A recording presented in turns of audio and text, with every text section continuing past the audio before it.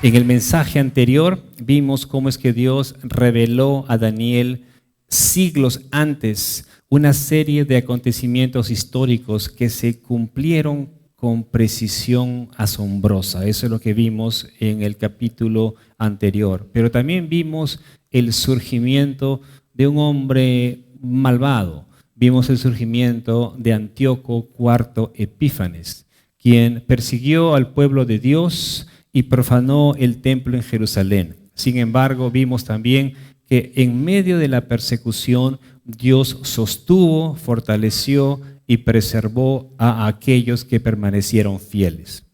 Ahora, al llegar al versículo 36, la profecía va a dar un giro importante. Entra a la escena un nuevo personaje, un personaje ubicado en el futuro.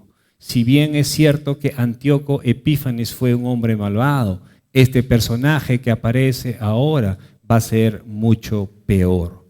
Aunque algunos detalles de este pasaje pueden reflejar ciertos rasgos o ciertos aspectos en Antíoco Epífanes, la descripción deja de corresponder a los acontecimientos de su vida y dirige más bien nuestra atención hacia otro gobernante, hacia otro rey que aparecerá al final de los tiempos. Este personaje posee características que apuntan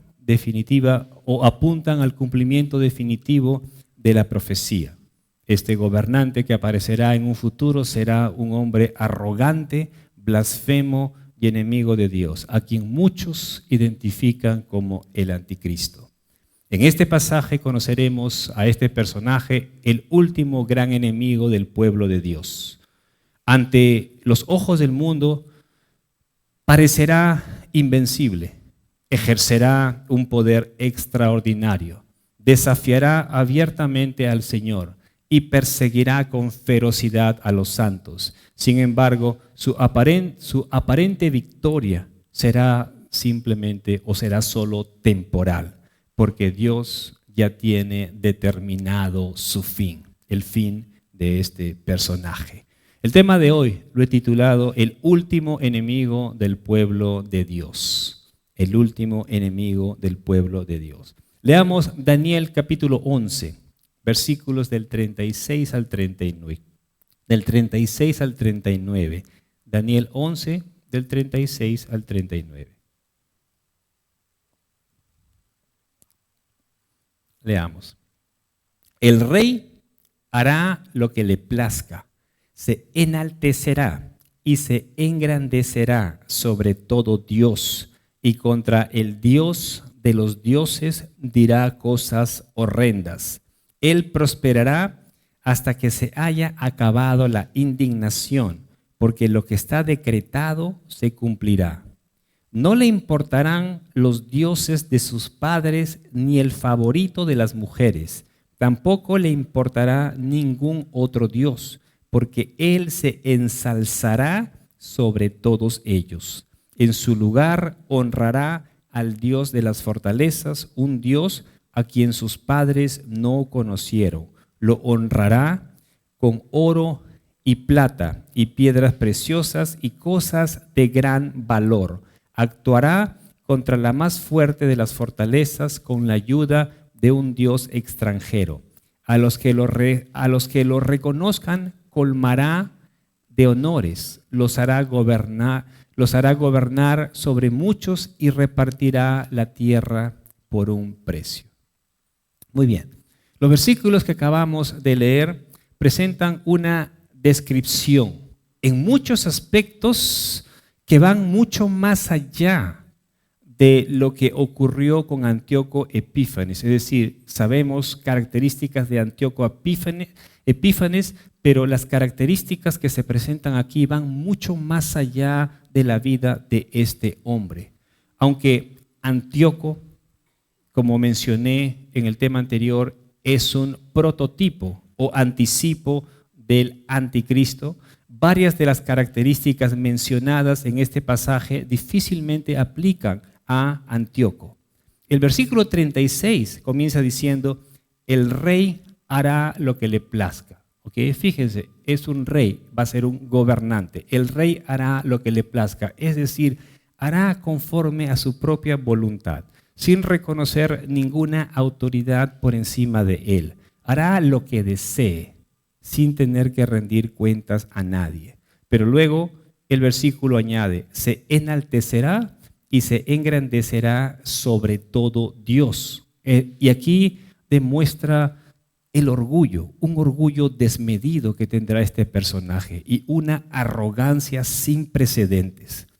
A lo largo de la historia, por supuesto que hemos visto gobernantes con estas características. Hemos visto, por ejemplo, Alejandro Magno, que quiso conquistar todo el mundo. Sabemos que murió joven después de haber conquistado todo el territorio conocido.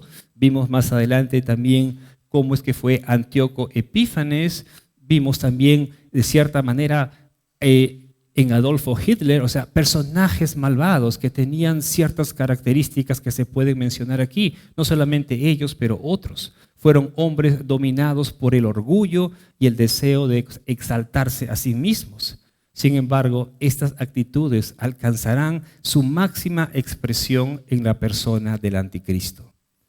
En el mensaje anterior también vimos que Antíoco, él mismo se va a colocar un título, Epífanes, y ya vimos que significa Dios manifiesto. Es decir, él se sentía así, él se miraba a sí mismo como una persona más elevada, más que los demás. O sea, eso era lo que él creía. Tenía un elevado concepto de sí mismo y pretendía incluso poseer un carácter divino. Sin embargo, cuando Antíoco ingresa al templo y lo profana, vemos que él no pone una estatua de sí mismo, sino que él erige una estatua de Zeus, uno de los dioses paganos, uno de los dioses griegos paganos. Él va a levantar una imagen de Zeus en el templo y va a profanar el templo ofreciéndole sacrificios a este dios pagano. En cambio, cuando nosotros vemos al personaje que habla Daniel aquí, Daniel 11:36, vemos que este rey va a ir mucho más allá.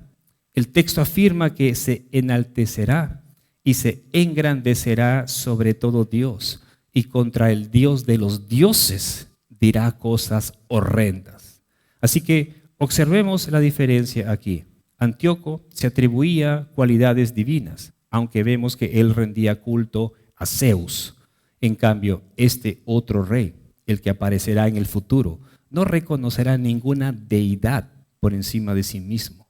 No solo rechazará a todos los dioses falsos, sino que va a blasfemar contra el único Dios verdadero y se colocará por encima de todo objeto de adoración.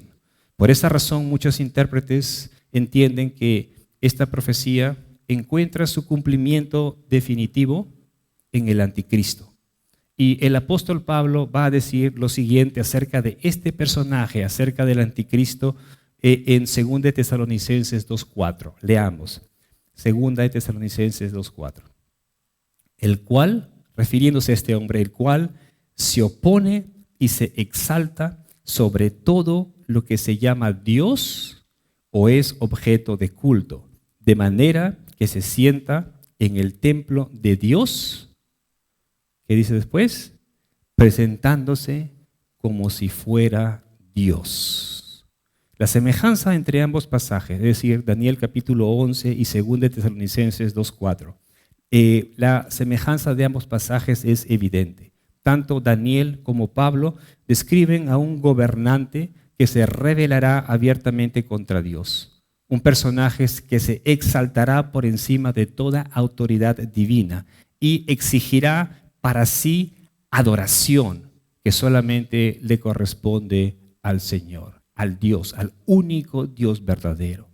Sin embargo, el mensaje de Daniel no termina con la arrogancia de este rey, sino con la soberanía de Dios. Quiero que tengamos eso en claro. El mensaje no termina, o el enfoque principal no se trata acerca de este rey, sino acerca de la soberanía de Dios. El versículo añade lo siguiente: Él, refiriéndose a este hombre, a este personaje, él prosperará hasta que se haya acabado la indignación, porque lo que está decretado se cumplirá. Así que su prosperidad, todo lo que va a ser el anticristo, todo lo que le vienen ganas, todo lo que le place, como dice, tiene un límite. Él no gobernará un día más del que Dios haya determinado. Llegará el día en que toda su arrogancia, sus blasfemias y su poder llegarán a su fin. El Señor pondrá fin a su dominio en el momento que Él ya tiene decretado. El texto afirma que este personaje dirá cosas horrendas contra el Dios de los dioses. Sin embargo, sus blasfemias no quedarán sin respuesta. El Dios a quien este personaje desafía será quien ponga fin a su reinado. Versículo 37 dice: no le importarán. Acá comenzamos a ver ciertas características de este personaje. Versículo 37. No le importarán los dioses de sus padres, ni el favorito de las mujeres. Tampoco le importará ningún otro dios, porque él se ensalzará sobre todos ellos. Así que aquí vemos tres cosas acerca de este rey, tres cosas que él despreciará. En primer lugar, al Dios de sus padres. Segundo, el amor de las mujeres, el amor o el deseo de las mujeres. Y va a despreciar cualquier otro Dios. Ahora, esta descripción tampoco armoniza plenamente con la vida de Antíoco Epífanes, porque sabemos que él adoraba a Zeus. Acá dice que este otro personaje no adorará a nadie, así que vemos que no calza, realmente no armoniza plenamente con Antíoco Epífanes. En primer lugar, el texto dice que no le importará los dioses de sus padres. Así que la idea aquí es que este personaje va a rechazar toda autoridad religiosa para colocarse él mismo, a sí mismo, como el único digno de adoración. Va a pedir que él sea adorado y va a matar a todos aquellos que no se postren ante él. O sea, él va a buscar adoración de la gente. Eso es lo que él va a buscar en primer lugar. Segundo lugar, dice que no le importará el favorito de las mujeres. Una traducción más literal dice el amor de las mujeres. Es decir, no le va a importar tener al frente a la mujer más hermosa, más bella. O sea, prácticamente no le va a importar el amor de las mujeres. Aunque esta expresión ha sido interpretada de distintas maneras, el sentido general es que este gobernante despreciará incluso aquello que normalmente despierta el afecto o el deseo humano. Así que no le importará el amor de las mujeres. Finalmente, o el tercer punto, Daniel declara que tampoco le importará ningún otro Dios. Esto quiere decir que no reconocerá ninguna autoridad divina, sino que se exaltará sobre todo objeto de adoración. Ahora, este detalle, como dije hace unos segundos, no aplica a Antíoco Epífanes, porque él sí adoraba a Zeus y posiblemente a otros dioses. Y aunque Antíoco persigue al pueblo de Dios y profana todo, vemos que él tenía de todas maneras, o sea, por decirlo así, ciertos límites. En cambio, este otro rey, el rey mencionado aquí en Daniel, él no reconoce ninguna autoridad por encima de él mismo. Más bien, él se va a exaltar sobre toda deidad. Y fíjense que hasta ahora, hasta el presente, ningún personaje histórico ha cumplido plenamente este aspecto de la profecía de Daniel, capítulo 11, versículos del 36 al 45. Por lo tanto, si esta profecía ha de tener un cumplimiento literal, y estamos convencidos que así será, esa es la postura que tenemos nosotros en la Iglesia Evangélica Libre, dicho cumplimiento, es decir, de esta profecía, tiene todavía lugar o pertenece al futuro. Leamos los versículos 38 y 39. Antes de leer esto, menciono porque hay posturas también que señalan que este personaje ya vino y estuvo en el pasado. ¿sí? Nuestra postura es que este personaje, el anticristo final, el anticristo escatológico, vendrá al final de los tiempos. Leamos los versículos 38 y 39. En su lugar honrará al Dios de las fortalezas, un Dios a quien sus padres no conocieron. Lo honrará con oro y plata, piedras preciosas y cosas de gran valor. Actuará contra la más fuerte de las fortalezas con la ayuda de un Dios extranjero. A los que lo reconozcan, colmará de honores. Los hará gobernar sobre muchos y repartirá la tierra por un precio. Aquí también se nos presenta un contraste interesante. El rey soberbio, refiriéndonos al anticristo, rechaza reconocer a cualquier Dios. Sin embargo, en su lugar dice que honrará al Dios de las fortalezas. ¿Okay? Ahora, aquí hay que entender algo. Cuando él habla, o esta expresión, el Dios de las fortalezas, no se refiere a una deidad específica, como por ejemplo Baal, que era el dios de distintos pueblos ahí, o por ejemplo Júpiter o cualquier otro dios. No se refiere a una deidad específica. Más bien, cuando él habla acerca del Dios de las fortalezas, él se está refiriendo a la maquinaria bélica. Es decir, él describe aquí, o mejor dicho, su confianza está depositada en su ejército, en el poder militar. Poder que él utilizará para alcanzar sus objetivos y consolidar su dominio. Así que queda claro por lo que hemos visto que este hombre no será un hombre religioso. Por el contrario, rechazará todo tipo de religión y se colocará a sí mismo como el centro de adoración. Y esto contrasta con las civilizaciones del mundo antiguo. Incluso en el Imperio Romano era habitual para los gobernantes consultar a sus dioses antes de emprender alguna guerra. Es decir, los romanos, así como los griegos, tenían distintos dioses. Ellos creían en sus dioses, así que él va contrario a todas las cosas existentes en su tiempo. Este gobernante, descrito aquí por Daniel, confiará únicamente en sí mismo y en el poder de sus ejércitos. Se considerará tan autosuficiente y tan convencido de la superioridad de su fuerza militar que verá innecesario o incluso absurdo depender de Dios o buscar la ayuda de alguna deidad.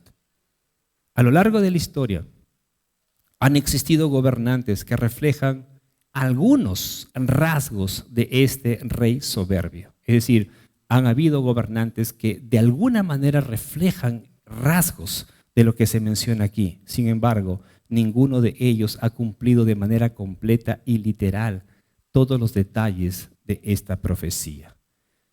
Por eso creemos que se trata de alguien, de un gobernante que vendrá en el futuro, al final de los tiempos. Leamos los versículos 40 y 41. Y al tiempo del fin, fíjense cómo comienza el siguiente versículo, ya hablando. Y al tiempo del fin, el rey del sur se enfrentará con él. Y el rey del norte lo atacará con carros, jinetes y numerosas naves. Entrará en sus tierras, las invadirá y pasará. También entrará a la tierra hermosa. Y muchos países, fíjense lo que dice, y muchos países caerán, pero estos serán librados de su mano. Edom, Moab y lo más selecto de los amonitas.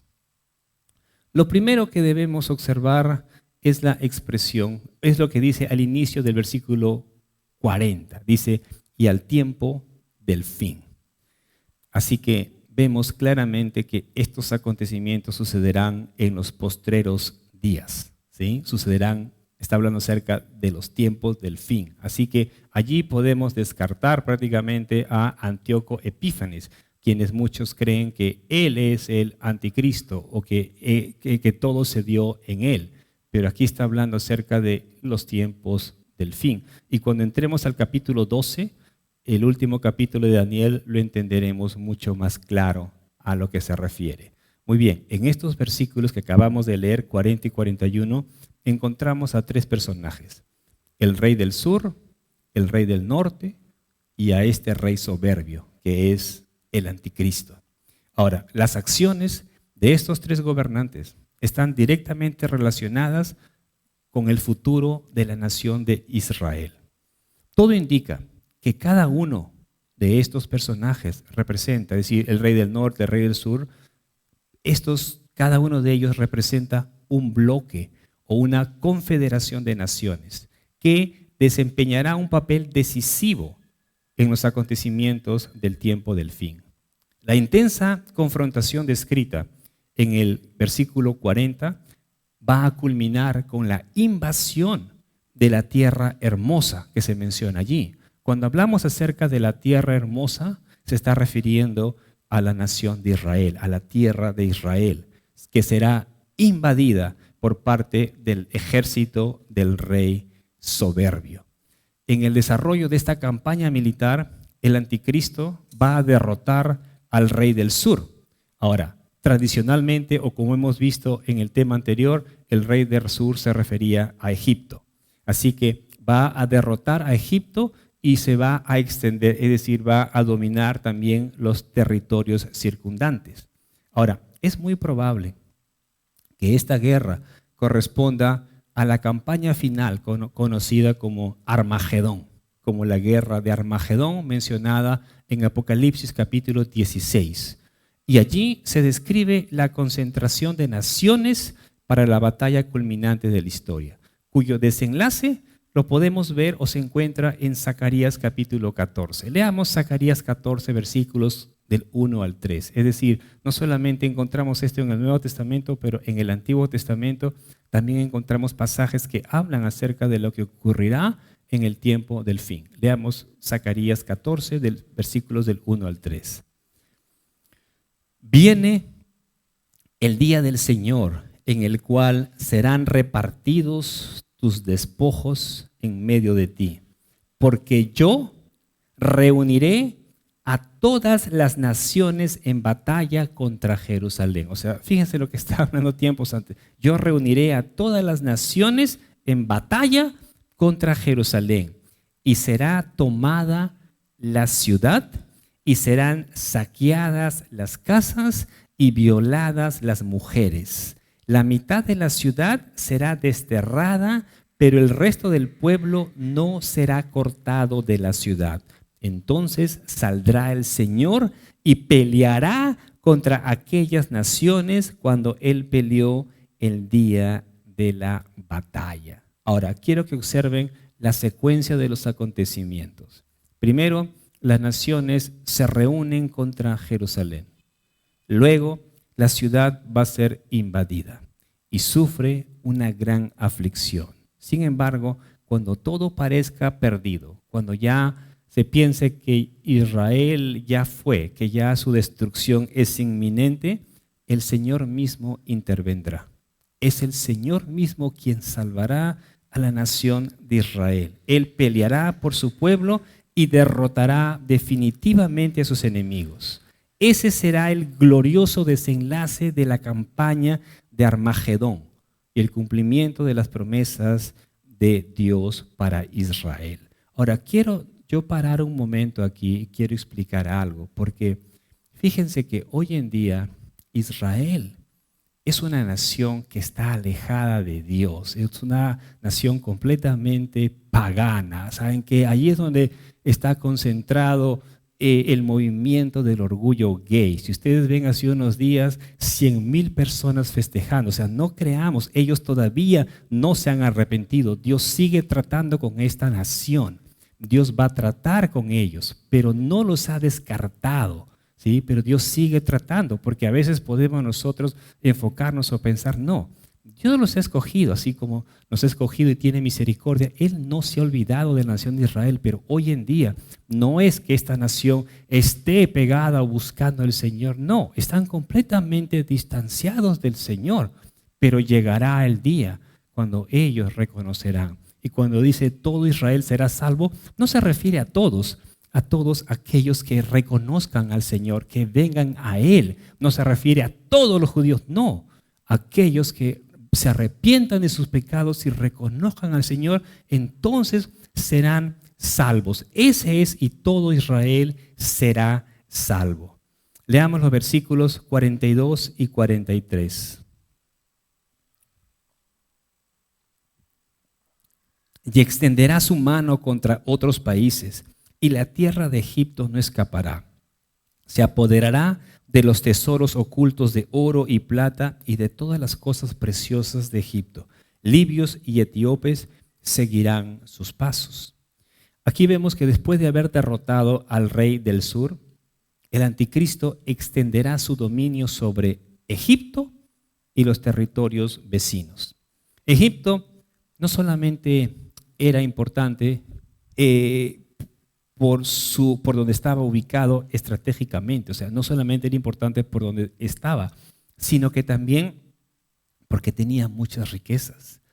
Por eso es que Daniel afirma aquí de que el anticristo se apoderará de los tesoros de oro y plata y de todas las cosas preciosas de Egipto. Así que no solamente va a invadir, sino que se lleva todas las riquezas de Egipto. Ahora, la sumisión de Egipto, porque no solamente son ellos quienes caen, sino que también cae Libia y Etiopía, pone de manifiesto la enorme autoridad que ejercerá este futuro gobernante sobre una vasta extensión de territorios. Pero cuando el texto dice aquí, luego de que estas naciones han caído, dice, los libios y los etíopes seguirán sus pasos. A lo que se refiere es que van a ser derrotados, van a ser sometidos, pero una vez que estén bajo el control, es decir, cuando los hayan derrotado, los libios y los etíopes seguirán los pasos del anticristo, es decir, se unirán a ellos, formarán parte de la coalición y apoyarán la campaña del anticristo. Versículos 44 y 45. Pero rumores del oriente y del norte lo turbarán. ¿A quién? Al anticristo. Y saldrá con gran furor para destruir y aniquilar a muchos.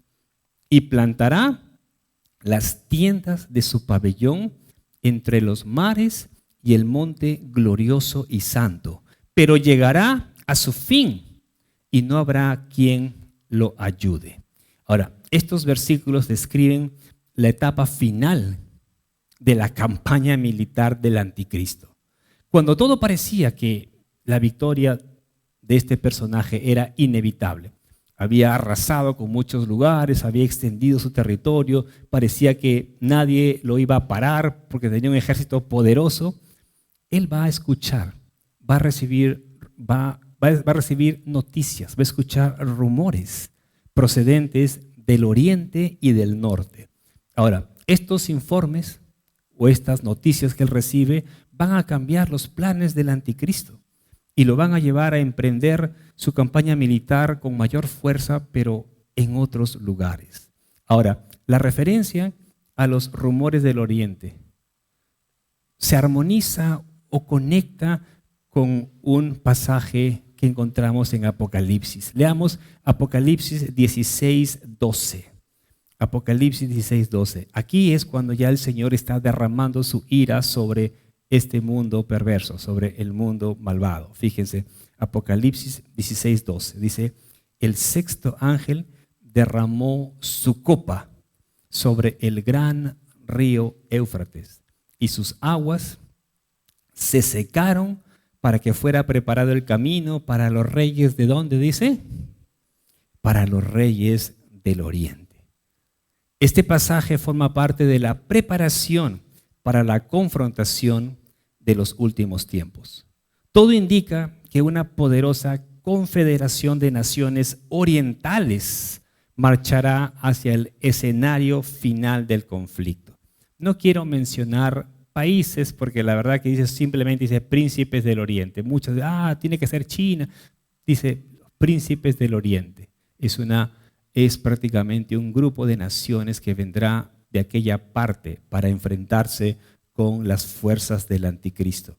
Asimismo, Daniel menciona amenazas provenientes del norte. Ahora, también cuando nosotros leemos Ezequiel capítulo 38 y 39, hay mención de varias ciudades, varios países.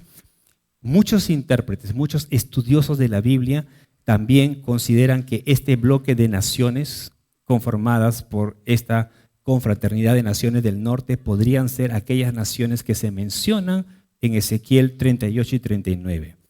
Pero, como digo, no cada uno tiene que hacer su estudio, leer. Les recomiendo que lean si les gusta saber acerca de temas escatológicos, leer Ezequiel 38 y 39. Así que podrían ser esas naciones del norte las que vendrán también o vendrán a luchar contra las fuerzas del anticristo. El versículo 45 sugiere que el propio anticristo es quien va a dirigir esta campaña militar. Daniel dice también que plantará las tiendas de su pabellón. Ahora, ¿a qué se refiere con esto? Él está hablando acerca de su cuartel general. Es decir, él va a poner su cuartel general en un lugar, pero también lo menciona. Dice que su campamento será levantado entre los mares y entre el monte glorioso y santo. Cuando habla entre los mares, se está refiriendo al mar Mediterráneo y al mar Muerto. El mar Muerto es un lago, pero se le conoce como mar Muerto, así como el mar de Galilea, que también es un lago. Así que cuando habla entre los mares, el mar Mediterráneo con el mar Muerto, y en medio de ellos, ¿qué ciudad está? Jerusalén, el monte glorioso y santo. Ahí es donde el anticristo va a establecer su cuartel general para la lucha final. Allí será donde se realizarán los acontecimientos descritos por el profeta Zacarías. Así que Jerusalén sufrirá una devastadora invasión. Y cuando todo parezca perdido, porque va a llegar un punto en el que Israel va a estar a punto de desaparecer, el Señor intervendrá de manera sobrenatural. De hecho, la destrucción de Jerusalén, descrita en Zacarías 14, que hemos leído una parte, coincide con la segunda venida de Cristo en gloria. El pasaje de allí que leímos dice: entonces saldrá el Señor y peleará contra aquellas naciones, como cuando Él peleó en el día de la batalla. Zacarías capítulo 14. Pero volviendo a Daniel. Daniel va a decir al final del versículo 45, pero llegará a su fin y no habrá quien lo ayude. Así que aquel gobernante, aquel rey soberbio que parecía invencible, será destruido. Ningún ejército podrá rescatarlo, porque su derrota no será, pero su derrota no va a ser el resultado de una estrategia humana, es decir, no va a ser vencido por ningún ejército. Vemos que van a venir ejércitos de distintas partes para enfrentarlo, pero el anticristo no va a ser derrotado por ningún ejército humano, sino va a ser derrotado por la intervención directa del Señor de los ejércitos. Aunque Daniel no explica, Daniel capítulo 11 no explica la manera en que llega ese final, es decir, la muerte o el fin de este personaje. El Nuevo Testamento sí nos habla acerca de eso. Leamos 2 Tesalonicenses capítulo 2, versículo 8. Aquí está hablando el apóstol Pablo, 2 Tesalonicenses 2, 8.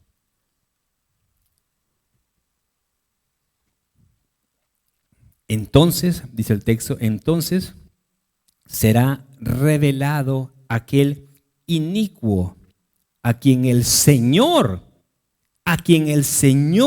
matará con el espíritu de su boca y destruirá con el resplandor de su venida.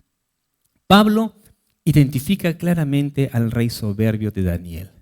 Lo identifica como el inicuo, como el anticristo, y revela que es el Señor mismo quien va a destruir a este personaje malvado cuando regrese por segunda vez. Será destruido en la segunda venida de Cristo. Ahora, esta verdad también es confirmada en Apocalipsis capítulo 19, donde se describe la derrota definitiva del anticristo y de sus ejércitos, cuando el Señor Jesucristo regrese en gloria para establecer su reino. Así que la victoria de Cristo será completa, definitiva y absoluta sobre las fuerzas del mal. Quiero que nosotros, hermanos, tengamos presente lo siguiente. Dios es omnipotente. Él es soberano. Él tiene el control de todo. Si bien Él nos muestra las cosas que han de ocurrir en el futuro, pero eso no quiere decir que el Señor no tenga control de las cosas. ¿Sí? Veremos que se levantará un rey soberbio que hará lo que le place. Hará y destruirá y todo, pero por un tiempo limitado, hasta que el Señor lo permita, lo que ya tiene determinado. Ya para ir terminando, es fácil al leer estos pasajes, es fácil quedar impresionado por el enorme poder que tendrá o ejercerá el anticristo. Daniel, como hemos visto, nos presenta a un gobernante que dominará naciones, que acumulará riquezas, que conquistará ejércitos y sembrará destrucción como ningún otro líder en la historia. Sin embargo, ese no es el mensaje principal de esta profecía. Recuerden que esta profecía empezó en el capítulo 10, terminará en el 12, nos falta la última parte, pero el mensaje de esta última visión, de esta profecía, no está en lo que hace el anticristo. El énfasis de Daniel no está en el poder del anticristo, sino en la soberanía de Dios. Desde el principio hasta el final de este capítulo, vemos que todo lo que ocurre, todo ocurre conforme al plan divino. Todo.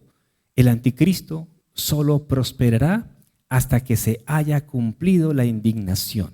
Así que sus victorias tienen un límite establecido por Dios. Su autoridad es temporal y su final ya está decretado. Por eso, el último versículo termina con una frase sencilla pero contundente.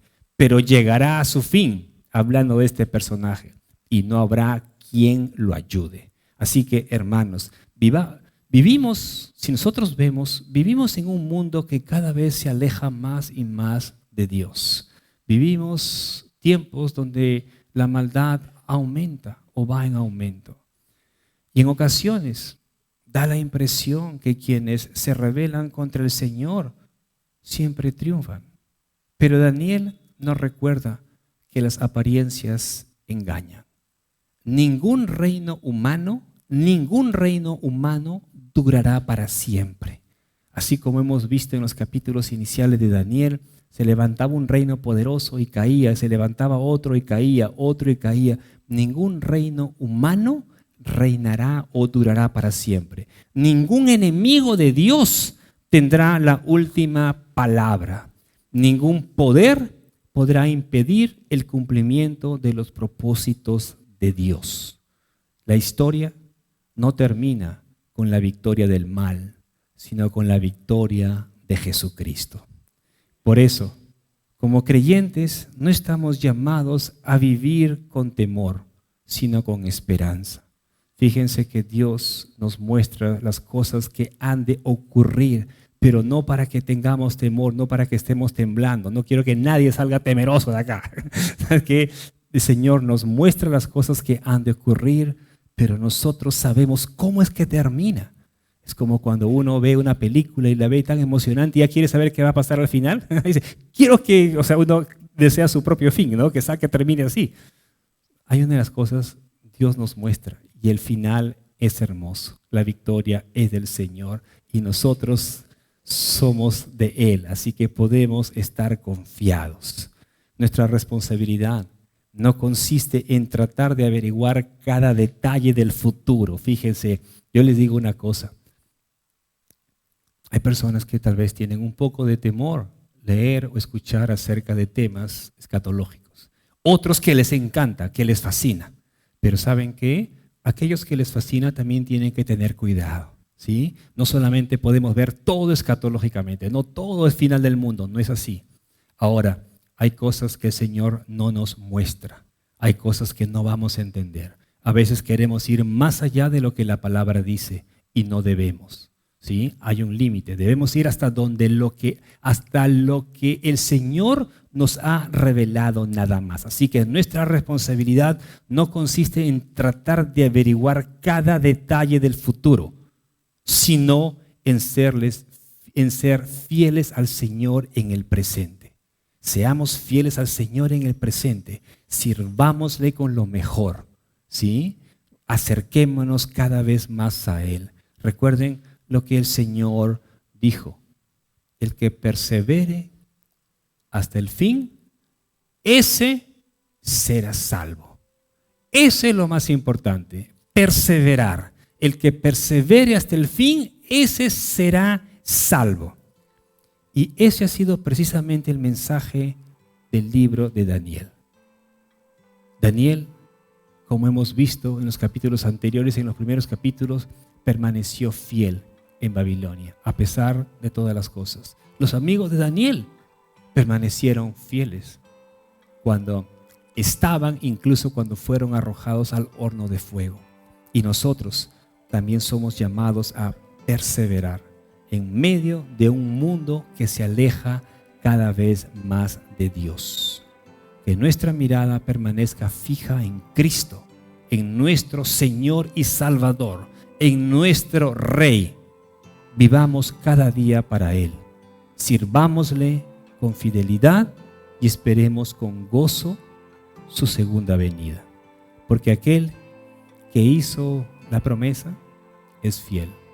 Y Él mismo dijo, vengo pronto. Sí, vengo pronto. Apocalipsis 22, 20.